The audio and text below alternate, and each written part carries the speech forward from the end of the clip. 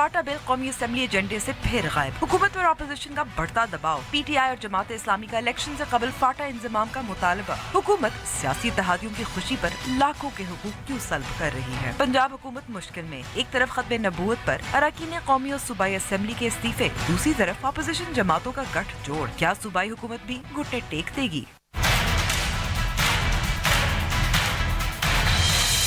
और समाजी कारकुन रजा महमूद खान को कौन उठा ले गया? अस्सलाम वालेकुम and welcome to news wise. मैं हूं अंबर शमसी।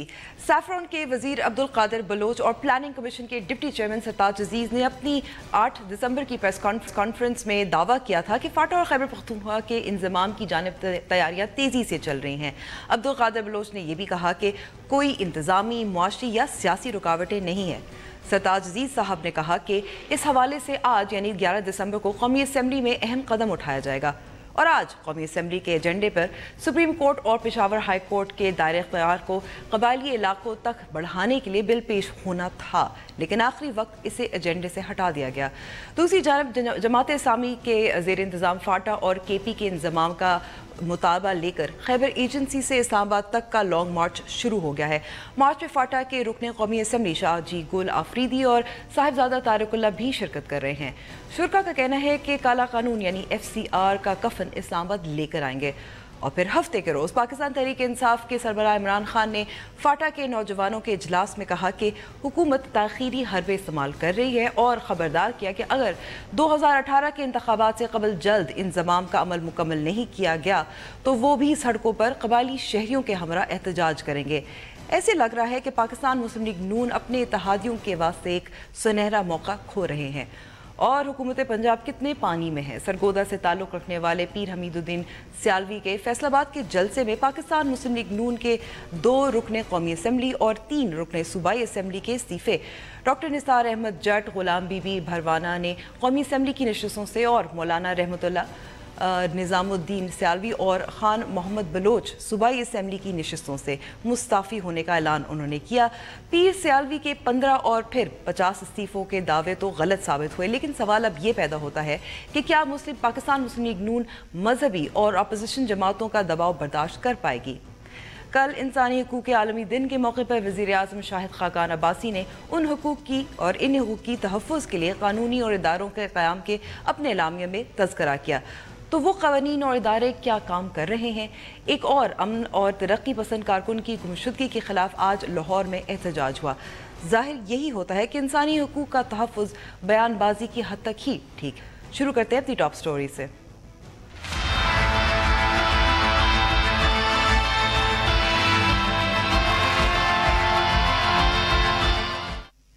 फाटा इस्लाहात पर हुकूमत की टाल मटोल और आज कौमी असेंबली के एजेंडे में तब्दीली, जिस पर अपोजिशन जमातों का शोर शराबा और वॉकआउट। इस पर बात करते हैं डॉन अखबार पेशावर के रेजिडेंट एडिटर इस्माइल खान और ANP के रहनुमा जाहिद खान से। आप दोनों का बहुत बहुत शुक्रिया हमें वक्त देने का। इस्माइल साहब, पहले आपसे शुरू करते हैं। हुकूमत की ऐसी क्या मजबूरी कि फजल रहमान साहब टेलीफोन कॉल करते हैं ज़राए के मुताबिक अब्दुल कादिर बलोच साहब को और एजेंडे से आइटम ये हटा दिया जाता है? इसमें जो सबसे एक बड़ा इशू है वो ये कि इस वक्त तक गवर्नमेंट की कोई उसमें क्लैरिटी नहीं है कि ये जो मुजाविजा बिल लेकर आ रहे हैं इसका खदुखाल होंगे क्या। इशू बेसिकली ये कि आप अगर FCR को आप अपीलेट कोर्ट का तो चले सुप्रीम कोर्ट या हाई कोर्ट में तो आप उसका वो कर देते हैं दायरा इख्तियार बढ़ाने का। जी, दायरा इख्तियार आप एक्सटेंड कर देंगे वहाँ पे फाटा में, लेकिन अगर आप FCR या खत्म करते हैं वहाँ से तो वहाँ पे तो जुडिशल सिस्टम है नहीं। देर वहाँ पे किसी इलाके में कोई कोर्ट नहीं है, कोई ना डिस्ट्रिक्ट जज है ना सेशन जज है। वहाँ पे ऑब्वियसली एजेंसी सेशन जज होगा, एजेंसी सिविल जज होगा। तो सिर्फ bye extending the jurisdiction of supreme court और हाई कोर्ट उससे प्रॉब्लम्स जो है वो सॉल्व नहीं होंगे बल्कि एग्रेवेट होंगे, क्योंकि वहाँ पे आप CRP या CPC जो है वो आप एक्सटेंड कर देंगे तो उसके लिए आपको पैराफेर्नालिया कोई स्ट्रक्चर चाहिए होगा वहाँ पे, जो कि वहाँ पे इस वक्त नहीं है। ये एक इशू है। दूसरा जो मसला है वो ये है कि हुकूमत ये भी चाह रही है कि FCR जो है वो ये जो इंटरिम पीरियड है, एक्सटेंशन ऑफ CRPC या पाकिस्तान जो पीनल कोड है उसको वहाँ पे ले जाए, उससे पहले जब तक कोर्ट्स वहाँ पे इस्टेब्लिश ना हो और स्टाफ ट्रेन ना हो, जिसमें ऑब्वियसली वक्त लगेगा, उसके लिए सरमाया भी चाहिए होगा, उसके लिए स्ट्रक्चर चाहिए होगा, तो तब तक जो है तो जो SCR में जो हार्मफुल किस्म के कंट्रोवर्शियल जो सेक्शंस हैं, जिस तरह कलेक्टिव रिस्पॉन्सिबिलिटी का उसमें सेक्शन है या टेरिटोरियल रिस्पॉन्सिबिलिटी का उसमें एक सेक्शन है, तो वो जो फंडामेंटल ह्यूमन राइट्स के उसमें जद में आते हैं, जिसमें उनको खदशा भी है कि अगर एक दफा सुप्रीम कोर्ट और हाई कोर्ट की जो जुरिस्डिक्शन चली गई तो वो इस किस्म की जो सेक्शंस हैं वो नल एंड वॉइड डिक्लेयर कर देंगे। उसके बाद फिर एक वैक्यूम हो जाएगा, जिस तरह के मलाकंड में हुआ, वहाँ पे तहरीक नफाज शरीयत मोहम्मदी, फिर उसके बाद कड़ाऊ ने शरीयत का मुतालबा कर दिया। तो ये उस वक्त तक वो ये चाह रहे हैं कि FCR में जो कंट्रोवर्शियल सेक्शंस हैं उनको निकाल के बाकी जो जरगा का जो सिस्टम है या डिस्प्यूट रेजोल्यूशन का, जिस तरह पंजाब में हुआ, हमारे यहाँ वो भी एक तजवीज सामने आई थी उसको भी साथ जो एक अल्टरनेटिव कॉम्प्लीमेंट्री या सप्लीमेंट्री एक डिस्प्यूट रेजोल्यूशन मैकेनिज्म रहने दिया जाए ताकि वो मसले उधर। तो मैं इस्माइल साहब, मैं आपको यहाँ रोक रही हूँ क्योंकि मैं चाहती हूँ जाहिद साहब भी गुफ्तगू में शामिल हो। जाहिद साहब, क्या हुकूमत सोच नहीं रही, कोई हिकमत अमली नहीं है, पेश कर देती है बिल, वादे कर देती है? देखिए, शुरू दिन से ये हुकूमत तजब्जुब का शिकार है और जिस दिन ये मुतालबा पाटा की तरफ से आया, ये 2010 में भी एक वक्त जिस वक्त हमारी हुकूमत थी तो हमने इस चीज को उठाया था और कबाइल जो नुमाइंदे थे उनके साथ डायलॉग शुरू हुई थी। बदकिस्मती से उस वक्त पाटा के कुछ नुमाइंदों ने उसकी मुखालिफत की और ये रह गया। उस वक्त अगर होता तो ये 18 अमेंडमेंट भी ये सारा मसाइल हल होते और जो फाटा का नुमाइंदा था 18 अमेंडमेंट में वो भी सिरे से इसकी मुखालिफत करते रहे। अच्छी बात तो ये है कि मौजूदा जो पार्लियामेंटेरियन है, जो फाटा के से मुंतखब अवाम आए हैं, उसने ये मुतालबा किया और हुकूमत ने इसको एक्सेप्ट किया। हुकूमत ने भी कह दिया कि जी हम इसके की तायीद करते हैं। जाहिद साहब, क्योंकि आप इस अमल से बहुत अच्छी तरह वाकिफ हैं, तो पाकिस्तान मुस्लिम लीग नून ने जो कोशिश की, जो चाह रहे हैं कि वो क्रेडिट भी ले, तो ये एक सुनहरी मौका गवा नहीं रहे? कोई लगता नहीं है कोई मंसूबा बंदी है कि मरहलेवार इस पर अमल किया जाए इंतजाम के हवाले से? मैं बिल्कुल आपसे मुतफिक हूँ। मैं उसी बात पे आना चाहता था। देखिए, इन लोगों ने खुद अपनी कमेटी बना दी और उस कमेटी की हमने मुखालिफत की थी कि भाई सरकार की कमेटी की तो कोई जरूरत नहीं है। इसके लिए कमेटी अगर बनाना है तो कबायली जो नुमाइंदे उनका बना दे और वो अपनी सिफारिशात पेश कर दे। लेकिन इस हुकूमत ने बना दी और फिर पाटा की भी और हम खुद सब ने सपोर्ट किया। उस कमेटी की रिपोर्ट वाज़ेह है कि पाटा को सुबह खैबर पख्तूनख्वा में शामिल किया जाए, जम किया जाए। लेकिन दो बंदों की वजह से, जो दो इस वक्त पॉलिटिकल पार्टीज है, जिसका एक तो पाटा में बिल्कुल फेक नहीं है और दूसरा जो मौलाना बज़ामान साहब है, उसकी ब्लैकमेलिंग की वजह से हुकूमत अपने इस मुतालिबे इस जो डिमांड था आवाम का, इससे पीछे हटती है। और लेकिन जाहिद साहब, अगर पाकिस्तान मुस्लिम लीग नून आगे का 2018 के इंतखाबात का सोचे तो उन्हें फाटा से फिर वोट भी तो मिलेंगे अगर ये अमल पूरा हुआ या उस तरफ कुछ काम हुआ। ये बिल्कुल आप सही कह रहे हैं, लेकिन मेरे ख्याल में वो सोच रहे हैं, बदकिस्मती से आप बुरा न मानिए, जितने भी बड़ी पार्टीज है उस सब की पंजाब पे फोकस है, क्योंकि वज़ीर आज़म पाकिस्तान का बनता है पंजाब से और हर एक कोशिश करते हैं कि पंजाब में अपने जो एक्टिविटीज है या पंजाब में जो अपने तरक्याती काम है या पंजाब की तरफ देख रहे हैं। उन्हें खैबर पख्तूनख्वा या छोटे सूबों को तो वैसे भी नहीं देख रहे। और पाटा के तो बदकिस्मती है कि इस 21वीं सदी में भी वो 17वीं सदी में रह रही है। वो लोग जिनका कोई न कॉलेज है, न स्कूल है, न अस्पताल है, न रोड है, और वो उनकी जिंदगी इस वक्त बहुत अर्जेंट बनी हुई है। जो इस्लाहात के नाम से भी बात कर रहे थे, देखिए इस्लाहात भी अगर आपने करनी हो तो उसके लिए कोई फ्रेमवर्क तो होना चाहिए ना। क्या फ्रेमवर्क है आपके पास? अब वहां पे न तो हमने डिमांड किया था कि NFC वार्ड में 3% उनके लिए रखा जाए, लेकिन नहीं रखा गया। ये सबसे बड़ी इस हुकूमत की ये बहुत नाअहली है या कोताही है। यह हुकूमत अभी इस वक्त तो मुझे हुकूमत तो बेटल नजर ही नहीं आ रहा है कि हुकूमत। जाहिद साहब, मैं आपको रोक रही हूँ यहाँ। इस्माइल साहब, आखिरी सवाल जो आपसे करना चाह रही हूँ कि फजल रहमान साहब और चकजई साहब के पास क्या जादुई छड़ी है जिसकी वजह से कानून साजी रोक सकते हैं? इस हवाले से जादू की छड़ी तो शायद ना हो, लेकिन गवर्नमेंट जो है वो मुस्लिम लीग जो नवाज है वो जिस वक्त जिस सिचुएशन में है, they don't want to lose है। अब ऑलरेडी वो अकेले खड़े आइसोलेट हो गए, सारी पार्टियां जो है वो गैंग अप हो गई है, तो उसमें उनको जो है तो तिनके का सहारा चाहिए। उनको फजल रहमान साहब की शक्ल में या चकजई साहब की शक्ल में, तभी तो नवाज शरीफ साहब गए हैं, उन्होंने क्वेटा में जाके चकजई साहब ने उनके लिए मुनक्कद किया और वहां पे वेलकम किया। तो वो तो उनको डूबते का तिनके का सहारा चाहिए। उनको लग रहा है कि शायद वो अकेले रह गए हैं, कोई उनके साथ है नहीं, तो they don't want to risk further isolation. हालांकि फजल चकजई साहब की तो हमारे यहाँ कोई उनका काउंसलर भी नहीं है, चिजाय का उनका कोई जो है तो MNA हो या कुछ पॉलिटिकल खैबर पख्तूनख्वा में या फाटा में। लेकिन जो सबसे बड़ा एक इशू है वो ये है कि फेडरल गवर्नमेंट ने खुद ही ये कमिट किया था कि प्रोविंशियल गवर्नमेंट खैबर पख्तूनख्वा अपना एक ड्राफ्ट प्रपोजल लेकर आएगी, और काफी काम भी हुआ है। First draft is almost ready. तो मुझे नहीं लग रहा कि ये इनकी सीरियसनेस होती तो वो इस तरह अकेले में खुद ही जाके ड्राफ्ट बिल पेश करें without actually consulting the provincial government. और फिर जो अब्दुल कादिर बलोच और सरताज अजीज का जो 8 दिसंबर की प्रेस कॉन्फ्रेंस थी, वो फिर किसको सुनाने के लिए, किसको दिखाने के लिए थी? ये तो बस there are playing to the galleries. उनको पता है कि there is mounting public pressure, खासकर खैबर पख्तूनख्वा में तो सिवाय मौलाना फजल रहमान साहब के देयर इज हार्डली एनीबॉडी जो इसकी मुखालिफत करते हैं। लेकिन सबसे जो बड़ा इशू है कि जो मेजर स्टेक होल्डर है उसको तो कंसल्टिंग किया जा रहा है। उन्होंने तो अपना टाइम फ्रेम दिया है, वो उन्होंने अपने जो कहा कि जो है तक 1 साल तक ये ट्रांजिशन पीरियड हो जाना चाहिए, ये सारा हो जाना चाहिए। दूसरा ये क्वांटम क्या होगा, कितनी हद तक ये जा सकते हैं फाटा को ओपन करने के लिए, मेन स्ट्रीम करने के लिए, क्योंकि इसका एक सिक्योरिटी एस्पेक्ट भी है।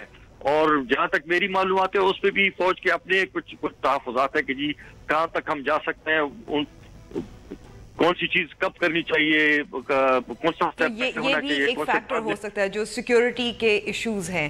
बहुत बहुत शुक्रिया हमें वक्त देने का इस्माइल साहब और जाहिद साहब। लेते हैं ब्रेक।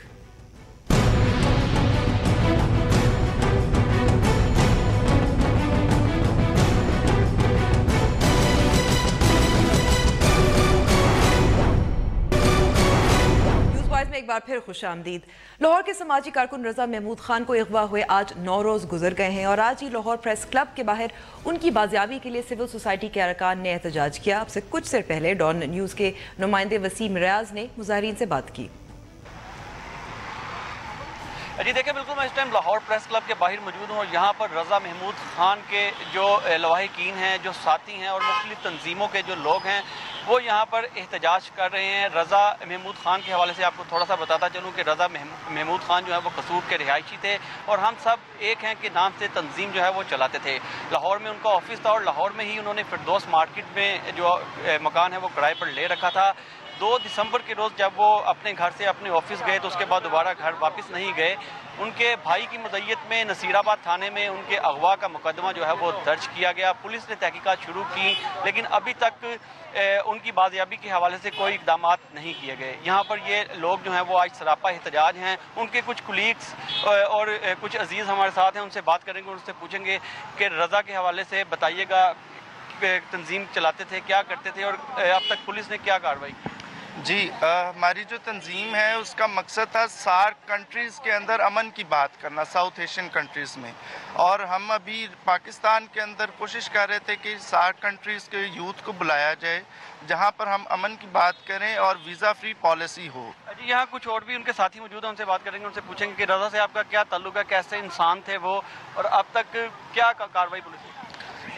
बेसिकली रज़ा जो इस सोसाइटी का कन्वीनियर था तो उसके साथ हमारे दोस्ताना ताल्लुकात थे। अक्सर उनके ऑफिस में इन इवेंट्स में शिरकत होती थी। He was very productive and positive man. मेरे नज़दीक रज़ा की जो गुमशुदगी है या अगवा है उसकी एक ही वजह है कि रज़ा की जो अमन की ख्वाहिश थी उसको बहुत से लोगों की रज़ा हासिल नहीं थी। جی رضا کی بازیابی کے لیے پروٹیسٹ جو ہے وہ چل رہا ہے.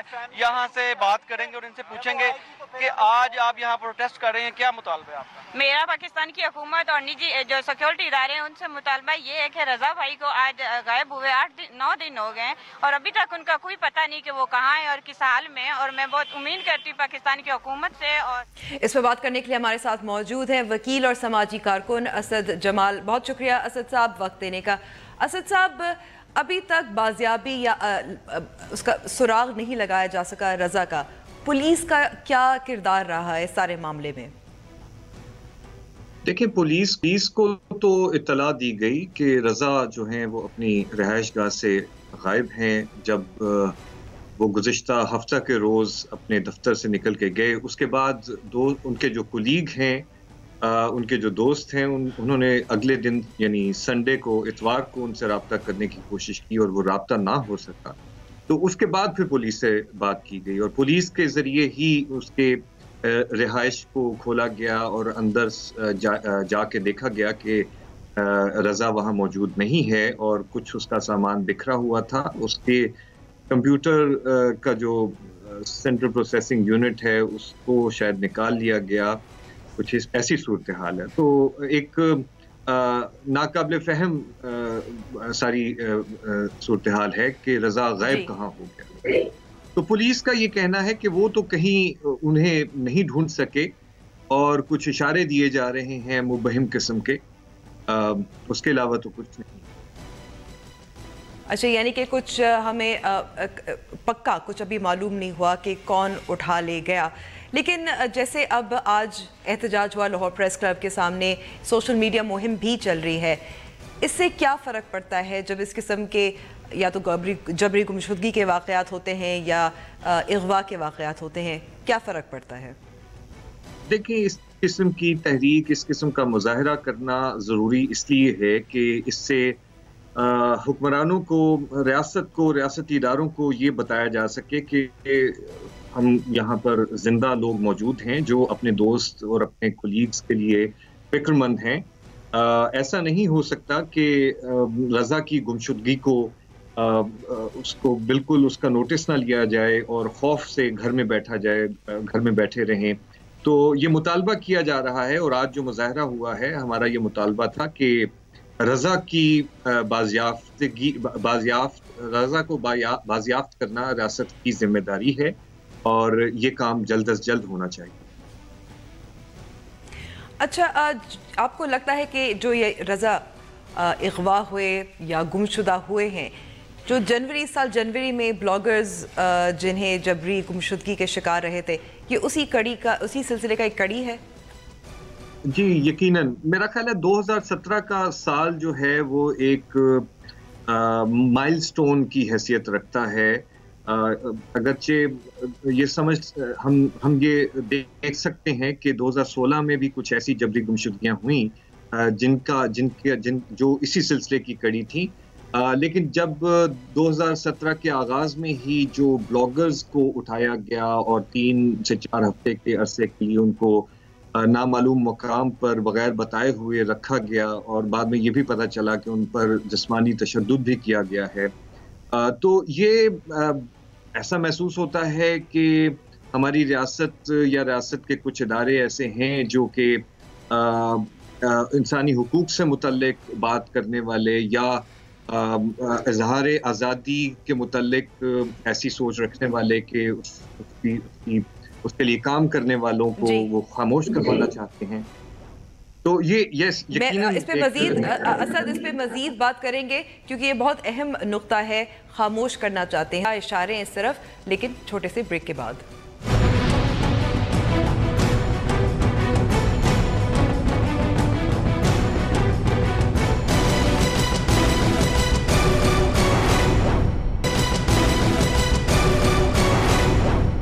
ویلکم بیک ٹو دا شو. ہم بات کر رہے ہیں کارکن سماجی رضا خان جو گمشدہ ہوئے 9 روز قبل لاہور سے.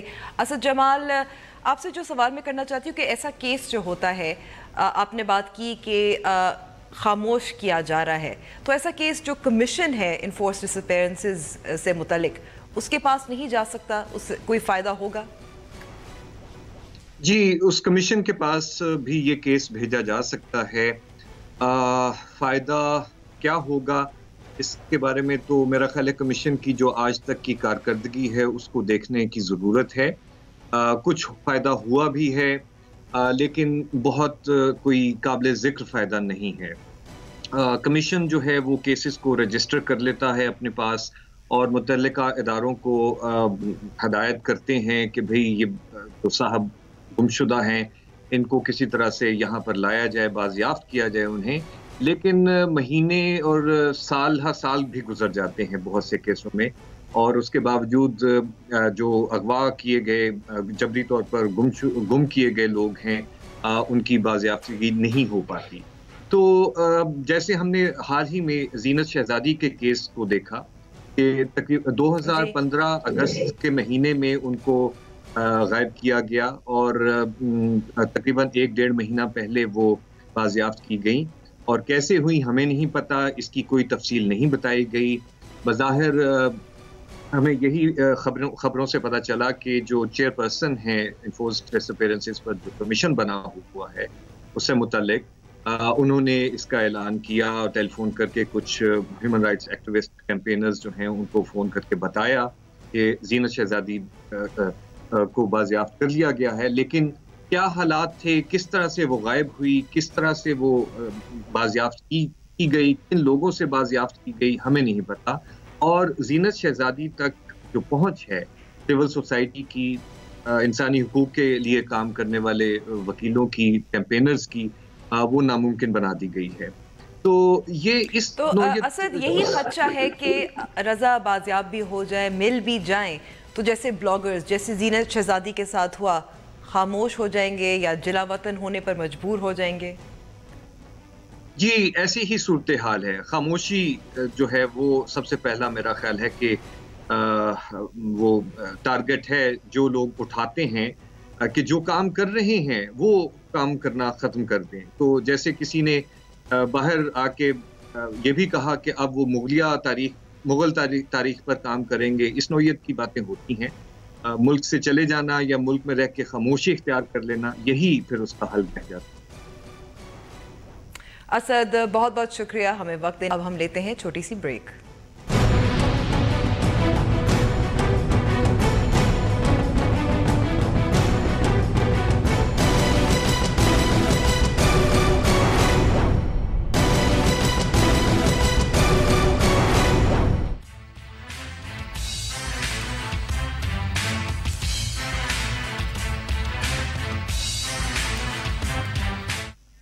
پنجاب حکومت کی سیاسی مشکل بڑھتی جا رہی ہے. ایک طرف ختم نبوت پر مذہبی جماعتوں کا دباؤ تو دوسری طرف سیاسی جماعتوں کا گٹھ جوڑ.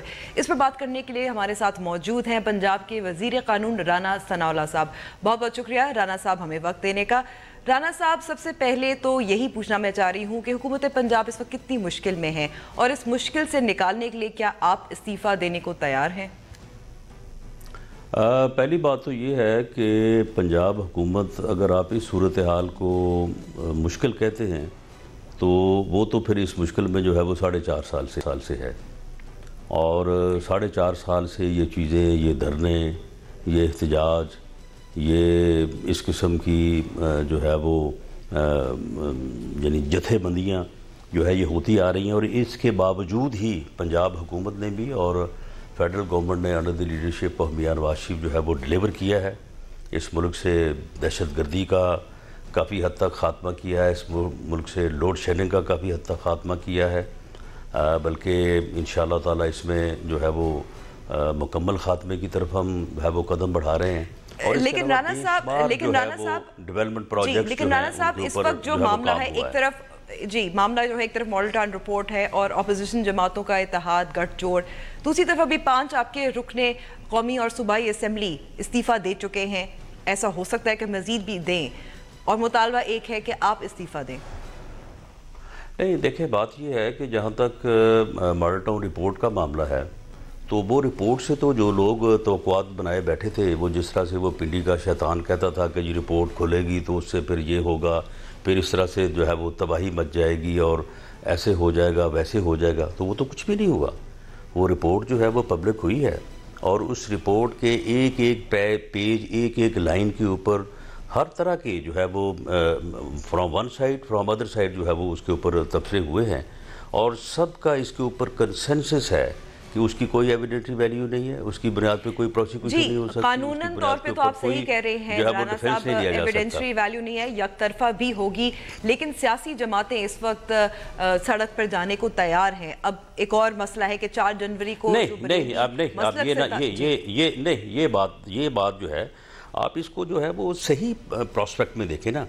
سیاسی جماعتیں جو ہیں وہ متحد ہونے جا رہی ہیں کیونکہ میاں نواز شریف اور پی ایم ایل این کا انہیں جو ہے وہ پہلے بھی وہ سمجھتی تھی کہ وہ مقابلہ کرنے کی پوزیشن میں نہیں ہے، اسی لیے پھر پاناما کیا گیا، پھر اقامہ ہوا، پھر ان کو نااہل کیا گیا. اس کے بعد پھر وہی مشکل ان کے سامنے درپیش ہے کہ میاں نواز شریف کی قیادت میں آج بھی مسلم لیگ نون متحد بھی ہے اور طاقتور بھی ہے اور پاپولر بھی ہے. اس لیے اب وہ ساری جو جماعتیں جو ہیں وہ کسی ایک پلیٹ فارم پہ اکٹھا ہونا چاہتی ہیں.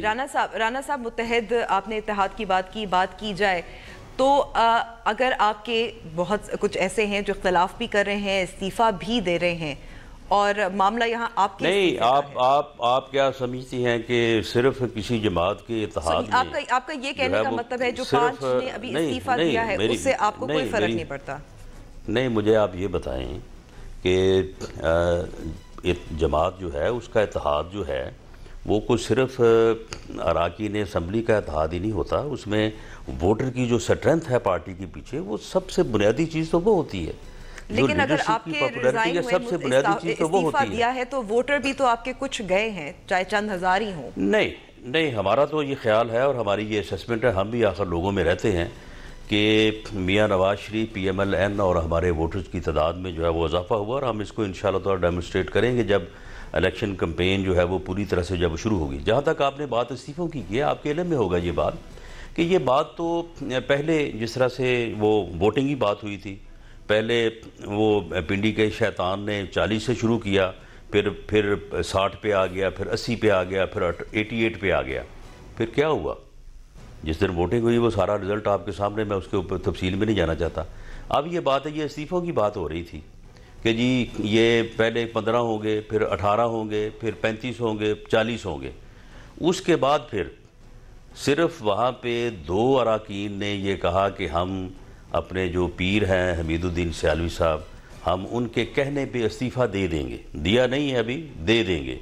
3 نے کہا کہ ہم سیاسی طور پہ اپنا فیصلے کا اختیار جو ہے وہ پیر صاحب کو دیتے ہیں. یہ 3 اور 2 ہیں، نہ یہ 15 ہے، نہ 18 ہے، نہ یہ 40 ہیں. اور اس سے اگلی بات یہ ہے کہ اس کانفرنس میں جو کل فیصل آباد میں ہوئی، اس میں پیر حمید الدین سیالوی نے واضح کر دیا کہ نہ میرا کوئی سیاسی ایجنڈا ہے، نہ میں یہاں سیاست کرنے آیا ہوں، میں ختم نبوت کا جو ہے وہ کانفرنس کے لیے آیا ہوں، اور میرا صرف مطالبہ یہ ہے کہ آئین کو امینڈ کیا جائے اور نظام مصطفیٰ جو ہے وہ نافذ کیا جائے. اور وہاں میری بات تو سن لینا، میری بات مکمل ہو لینے دیں. اس کی وجہ پیر صاحب نے کیوں مجھے سپیچ کی؟ ان کو پتا تھا کہ کل والی جو ان کی ہے اپنا جو وہ ختم نبوت کانفرنس تھی، اس کو پی ٹی آئی نے ہائی جیک کر لیا تھا. پی ٹی آئی کا جو مرکزی ایڈیشنل سیکرٹری جنرل ہے فرح حبیب، وہ سٹیج کے اوپر تھا. ان کا ڈویژنل پریزیڈنٹ فیض کموکا سٹیج کے اوپر تھا. ان کا کلوتا ایم پی اے جو ہے وہ فیصل آباد سے خرم شہزاد سٹیج کے اوپر تھا. جو آدمی مائک لے کے بیٹھا تھا نا جب پیر صاحب سپیچ فرما رہے تھے، اس کا نام ہے ملک اسماعیل سیلا. وہ 4 دفعہ مجھ سے ہارا ہے پیپلز پارٹی کے ٹکٹ پہ. اب وہ پی ٹی آئی میں شامل ہوگا، 5ویں مرتبہ پی ٹی آئی کے ٹکٹ سے ہارے گا انشاءاللہ تعالی. تو یہ اس طرح سے اس سیاسی گروہ نے اس کانفرنس کو جو ہے وہ ہائی جیک کرنے کی کوشش کی، جس میں وہ کل ناکام ہوئے. لیکن یعنی کہ آپ یہی کہہ رہے ہیں کہ کانفیڈنٹ ہیں اور استعفیٰ نہیں دیں گے؟ نہیں تو استعفیٰ دینے کی صورت کون سی ہے کہ جو آپ کو بار بار یہ فکر پڑی ہوئی ہے کہ آپ دیں گے یا نہیں دیں گے؟ 4 جنوری کو اعلان کیا گیا ہے کہ پنجاب کی اسمبلی کے سامنے ایک اور دھرنا ہوگا، اس میں بریلوی مسلک، سنی اتحاد وغیرہ یہ ساری مذہبی جماعتیں جمع ہو رہی ہیں. نہیں، جو اعلان ہوا ہے وہ ہمیں معلوم ہے، ایسا اعلان نہیں ہوا جو آپ فرما رہی ہیں. یعنی کہ آپ کو اس دھرنے، اس مارچ، اس سے کوئی خدشہ نہیں ہے، نہیں پیدا ہو رہا، کوئی ایسی بات نہیں ہے؟ نہیں، وہ جو اعلان ہوا ہے نا وہ ہمارے علم میں ہے، وہ 40ویں کا اعلان ہوا ہے جو جہاں بحق ہوئے ہیں لوگ فیض آباد چوک میں.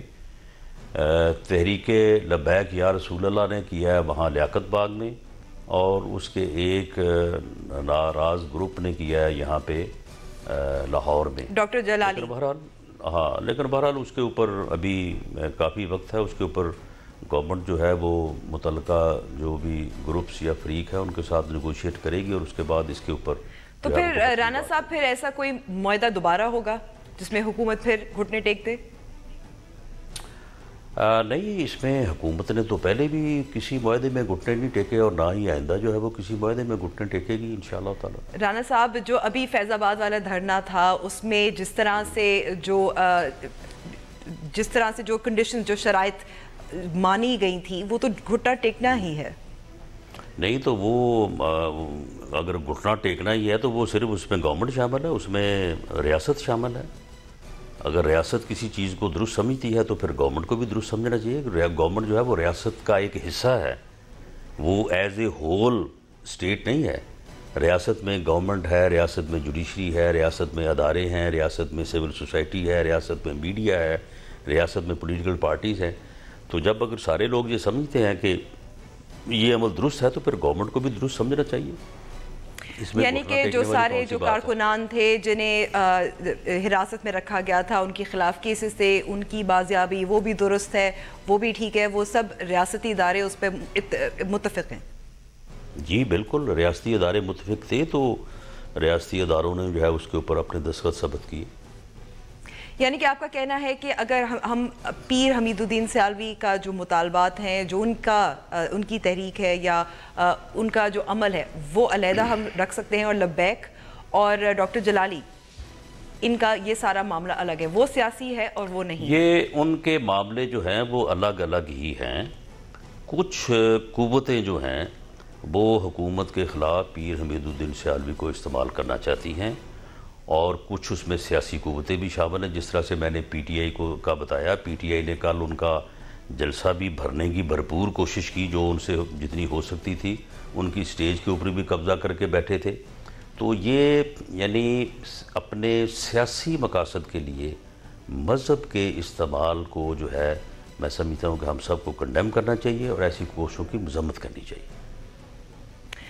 اچھا، تو اب جب انتخابات آنے والے ہیں اور ایک ظاہر ایک فیلنگ، ایک جذبہ یہ پیدا ہو گیا ہے پاکستان مسلم لیگ نون کے خلاف، کچھ جو بعض مذہبی جماعتیں ہیں، اس کا مقابلہ پھر کیسے کریں گے؟ دیکھیں، یہ جذبہ جو ہے یہ ہمیں امنگ پبلک ایٹ لارج تو ہمیں نظر نہیں آ رہا کہیں. وہاں پہ پبلک کی سوچ تو بالکل ادروائز ہے. باقی اگر آپ کو کہیں نظر آ رہا ہے تو میں سمجھتا ہوں کہ آپ بھی اس جذبے کو جو ہے وہ ڈیفیوز کریں، کیونکہ مذہب، ایمان، عقیدے کے معاملے کو ہمیں دنیاوی سیاست میں جو ہے وہ نہیں لانا چاہیے. یہ بڑا خطرناک ہوگا، اور اس کو اگر اس کا پھیلاؤ ہوگا تو وہ پورے معاشرے کے لیے جو ہے انتہائی تباہ کن اثرات لے کے آئے گا. لیکن رانا صاحب، جس طرح سے فیض آباد والا دھرنا، جس طرح سے یہ ڈیولپ ہوا، جس طرح سے اس سے نمٹا گیا، تو یہ تو مزید ہوا دی گئی ہے، اور یہ اس میں کچھ حد تک بہت حد تک پاکستان مسلم لیگ نون کی ناکامی بھی ہے. the way it was handled. نہیں، یہ سوچ کا انداز ہے. جس کسی کو جو ہے وہ مسلم لیگ نون سے اناد ہے، جو یہ چاہتا ہے کہ مسلم لیگ نون جو ہے وہ فوری طور پہ جو ہے وہ اس کی نظروں کے سامنے سے غائب ہو جائے، وہ اس طرح سے سوچتا ہے. باقی میجورٹی آف دا پیپل جو ہے وہ اس طرح سے سوچتے ہیں. انڈیپینڈنٹ تجزیہ کار جو لوگ ہیں وہ سب انڈیپینڈنٹ تجزیہ نگار وہ اس طرح سے سوچتے ہیں کہ اس معاملے کو جو پرامن طریقے سے حل کیا گیا وہ حکومت کا اور پی ایم ایل این کا اور دوسرے لوگوں کا جو اس سارے عمل میں شامل تھے ان کا ایک وائز سٹیپ تھا. بہت بہت شکریہ ہمیں وقت دینے کا رانا صاحب. اب نیوز وائز کا وقت ختم ہوا ہے. امید کرتی ہوں پروگرام آپ کو پسند آئے گا. ہم سے رابطہ کرنا چاہیں تو ہمارا فیس بک پیج اور ٹویٹر ہینڈل حاضر ہے. خدا حافظ.